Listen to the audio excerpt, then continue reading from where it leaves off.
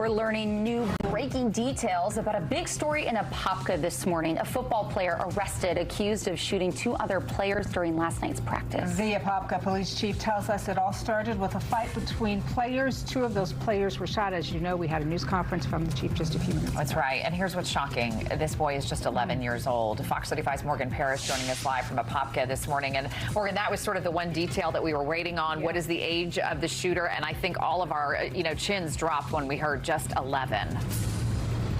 Right. Good morning. That's right. Yeah, we've been wondering, how young are these football players that were involved in the shooting? And now we do know that 11-year-old is charged with one count of attempted homicide murder. Now, Chief McKinley says he doesn't believe he's going to add any more charges because of his age. And also, we're still waiting on some surveillance footage from the security camera from that football field. But Chief McKinley says that, of course, we're not going to name names or they're going to redact, faces, again, because of his age. But we do know that this was an isolated incident. Let's pull a video from the scene late last night. This happened at the Northwest Recreation Complex football field. Now, Police Chief Mike McKinley says that there was a physical fight prior to that shooting. He says that all three kids were arguing and that actually the mother of the 11-year-old was aware of the trouble between the kids. So now Chief McKinley is saying that there needs to be some good communication with these football players. Now, again, even though that there were two victims who were shot, one was shot in the arm, one was shot in the torso, again, that 11-year-old is only charged with that one count of second-degree attempted homicide murder. So we do know that the 11-year-old ended up running to a car. We learned that that was actually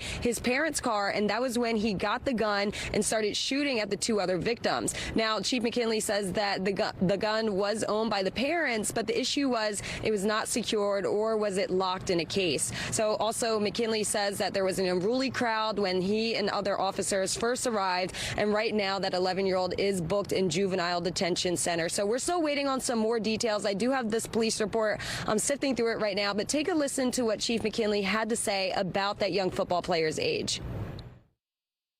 This is a serious charge, and we're talking about an 11-year-old child here. I don't think there's a need to stack on charges on an 11-year-old child that has no criminal history. He's in the system. We want to make sure that he gets the assistance he needs to put this past him and become a productive member of our society. So again, Chief McKinley is just saying that he really hopes that 11-year-old gets that assistance. And again, right now they are still investigating this. So we're going to be working on this story all day. We're going to speak with people who were at that football practice when that happened, because we know that there were several coaches out on the field, parents in the stands, and of course all of the other teammates. So again, we're staying on top of this. And as soon as we get some more details, as well as that security footage, we'll be sure to bring you the latest. For now, reporting in front of the Apopka Police Department, I'm Morgan Parrish, Fox 35 News.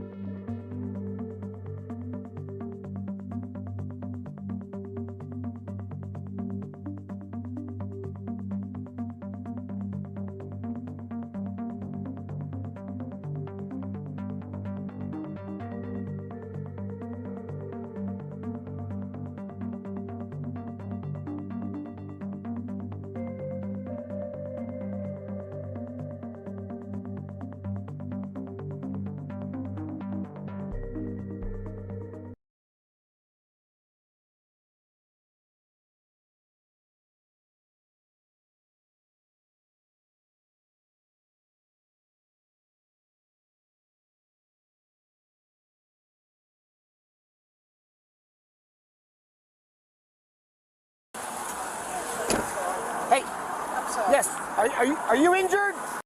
Are you on the hood of the car? Okay. He did that. All right, relax. We're gonna sort it all out. I hope so. God. Beach. Face the car.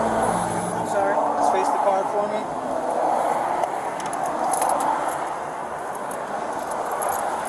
You see this here? I know you're being placed under arrest for leaving the scene of an accident. I didn't and leave aggravated battery. Aggravated battery on me. For driving with that man on the hood of your car. He jumped on the hood. Face the car. Face the car. I'm sorry? Face the car.